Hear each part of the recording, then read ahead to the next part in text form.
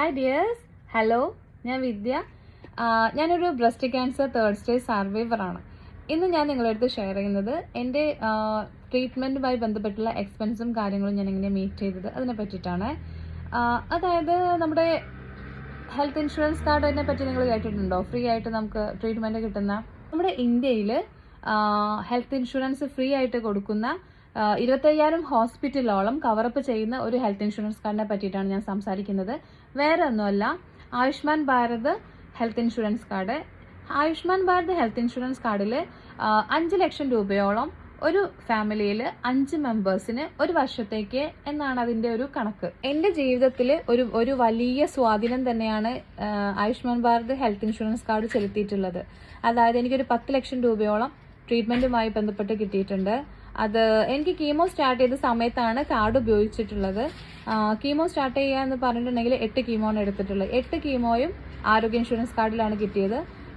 അതിൻ്റെ കൂടെ തന്നെ പ്ലസ് എനിക്കൊരു ട്രാസ്റ്റ് എന്ന് പറയുന്ന ഒരു ആൻറ്റിബോഡി ഇഞ്ചക്ഷനും കൂടെ ഉണ്ട്. ഹാർട്ട് പോസിറ്റീവ് ടൈപ്പ് ആയിരുന്നു എൻ്റെ ബ്രസ്റ്റ് ക്യാൻസർ. അതുകൊണ്ട് അതിൽ ഈ ഒരു ഇഞ്ചക്ഷന് തന്നെ, ഈ ട്രാസ്റ്റ് എന്ന് പറയുന്ന ഒരു ഇഞ്ചക്ഷന് തന്നെ ഒരു 41,000 രൂപേൻ്റെ മുകളിലേക്ക് ആയിട്ടുണ്ട്. അതിന് അങ്ങനെയുള്ള ഒരു 17 ഇഞ്ചക്ഷൻ എടുത്തിട്ടുണ്ട്. ഈ 17 ഇഞ്ചക്ഷനും പ്ലസ് ഇതിൻ്റെ കൂടെ തന്നെ എനിക്ക് ബൈലാട്രൽ സർജറി ചെയ്തിട്ടുണ്ട്. ബൈലാട്രൽ സർജറി എന്ന് പറയുന്നൊരു മേജർ സർജറിയാണ്.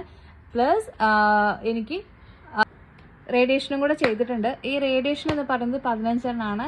അപ്പോൾ ഇത്രയും കാര്യങ്ങൾ ചെയ്തത് എനിക്ക് ഹെൽത്ത് ഇൻഷുറൻസ് വഴിയാണ്. അപ്പോൾ എൻ്റെ ട്രീറ്റ്മെൻറ്റ് ഞാൻ ഓൾറെഡി പറഞ്ഞു, 2 വർഷം നീണ്ടു നിന്ന ട്രീറ്റ്മെൻറ്റ് ആയിരുന്നു. അപ്പോൾ ഈ ഒരു വർഷം കഴിഞ്ഞു, 2ാമത്തെ വർഷം സ്റ്റാർട്ട് ചെയ്തു. അപ്പോൾ ഈ ഒരു ഫസ്റ്റ് വർഷം എനിക്ക് 5 ലക്ഷം കിട്ടി.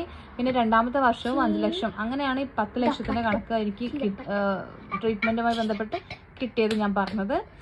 പിന്നെ ഇപ്പോൾ ഒരു പുതിയൊരു ഇതും കൂടെ വന്നിട്ടുണ്ട്. അതായത് 70 വയസ്സിന് മുകളിലുള്ള ആൾക്കാർക്ക് എല്ലാ ട്രീറ്റ്മെൻറ്റും ഫ്രീ ആയിട്ട് കിട്ടും. അതായത് ഏത് റേഷൻ കാർഡിൽ ഉൾപ്പെട്ട ആളായിക്കോട്ടെ, 70 വയസ്സിന് മുകളിലാണ് എന്നുണ്ടെങ്കിൽ നമുക്ക് ട്രീറ്റ്മെൻറ്റ് കിട്ടുന്നതായിരിക്കും. അത് നമുക്ക് അക്ഷയ വഴി അപ്ലൈ ചെയ്യാവുന്നതാണ്.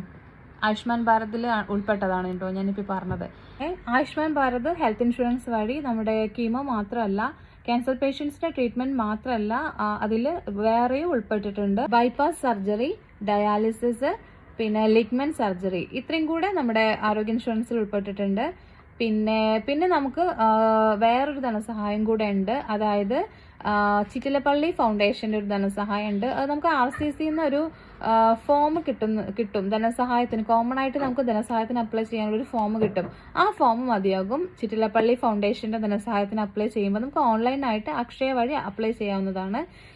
അത് നമ്മൾ അക്ഷയ വഴി അപ്ലൈ ചെയ്യാൻ പോകുന്ന സമയത്ത് നമുക്ക് നമ്മുടെ ആധാർ കാർഡ്, പിന്നെ ബാങ്കിൻ്റെ പാസ്ബുക്ക്, പിന്നെ ഫോട്ടോ, പിന്നെ നമുക്ക് ക്യാഷുമായി ബന്ധപ്പെട്ടിട്ട് നമുക്ക് എന്തൊക്കെ ബില്ലുകളുണ്ടോ, നമുക്ക് ഹോസ്പിറ്റലിൽ ചിലവായിട്ടുള്ള ബില്ലുകളുണ്ടോ, നമ്മൾ ഈ ട്രീറ്റ്മെൻറ്റുമായി ബന്ധപ്പെട്ടിട്ട് ആ ബില്ലുകൾ കംപ്ലീറ്റ് നമ്മൾ സൂക്ഷിച്ച് വെക്കുക. പിന്നെ അതും കൂടെ നമുക്ക് ഇതിൻ്റെ കൂടെ അപ്ലൈ ചെയ്യുമ്പോൾ നമുക്ക് കൊടുക്കാം. പിന്നെ നമുക്ക് അതിൻ്റെ കൂടെ വേണ്ടത് നമ്മുടെ വാർഡ് മെമ്പറെ സാക്ഷ്യപ്പെടുത്തിയിട്ടുള്ളൊരു ലെറ്ററാണ്. ഇത്രയും കാര്യങ്ങൾ വേണം നമ്മുടെ ചിറ്റിലപ്പള്ളി ഫൗണ്ടേഷൻ്റെ ധനസഹായത്തിന് അപ്ലൈ ചെയ്യുമ്പോൾ. നമുക്കുള്ളതാണ് കേരള ഗവൺമെൻറ്റിൻ്റെ ഒരു വേറെ ധനസഹായം ഉണ്ട്.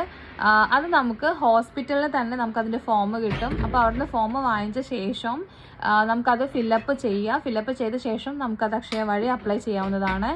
അപ്പോൾ നമുക്ക് എത്ര ടോട്ടൽ എമൗണ്ട് ആയിട്ടുണ്ടെങ്കിൽ നമുക്ക് ഫർദറായിട്ട് നമുക്ക് എത്ര എമൗണ്ട് വേണ്ടി വരും, അപ്പോൾ അതുമായി ബന്ധപ്പെട്ടുള്ള ഡീറ്റെയിൽസാണ് അതിൽ കൂടുതൽ അവർ ചോദിക്കുന്നത്. അപ്പോൾ അവരൊരു എമൗണ്ട് കണക്കാക്കിയിട്ട് നമുക്ക് ധനസഹായം തരുന്നതായിരിക്കും. അപ്പോൾ ഇത്രയാണ് ഇന്നത്തെ എൻ്റെ വീഡിയോ. അപ്പോൾ നിങ്ങൾക്ക് ഉപകാരപ്രദമാണെന്നുണ്ടെങ്കിൽ നിങ്ങളുടെ വേണ്ടപ്പെട്ടവർക്കും കൂടെ ഒന്ന് ഷെയർ ചെയ്ത് കൊടുക്കുക. പിന്നെ നിങ്ങൾ ആദ്യമായിട്ടാണ് എൻ്റെ ചാനൽ കാണുന്നതെങ്കിൽ ഒന്ന് സബ്സ്ക്രൈബും കൂടെ ചെയ്തേക്കുക. അപ്പോൾ വീണ്ടും കാണുന്നത് വരെ ബൈ.